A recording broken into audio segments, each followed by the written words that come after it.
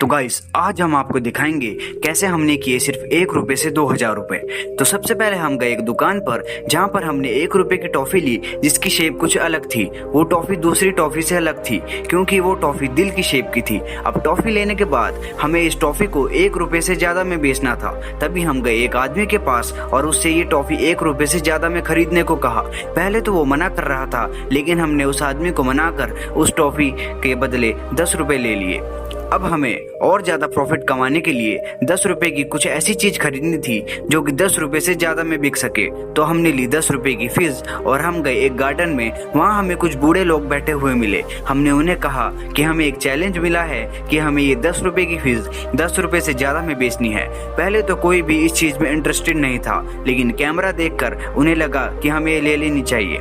तभी एक बुजुर्ग अंकल ने वो 10 रुपए की फीस 20 रुपए में खरीदी। अब हम बहुत खुश थे क्योंकि हमें 10 रुपए की फीस के बदले 20 रुपए मिल चुके थे। हमने इस 20 रुपए से एक चॉकलेट खरीदी जिसे लेकर हम एक लड़की के पास गए क्योंकि हमें लगा शायद वह लड़की चॉकलेट पसंद करेगी।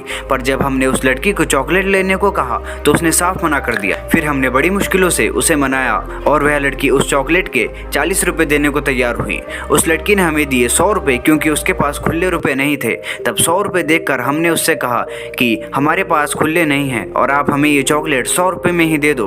तभी लड़की मना करने लगी, लेकिन आखिरकार वो मान गई और यहाँ पर हमें 80 रुपए का फायदा हुआ। अब हमारे पास थे 100 रुपए, तो हमने इन 100 रुपयों की एक घड़ी खरीदी। अब हमें मिले 2 आदमी जिन्होंने घड़ी को देखा लेकिन फिर मना कर दिया।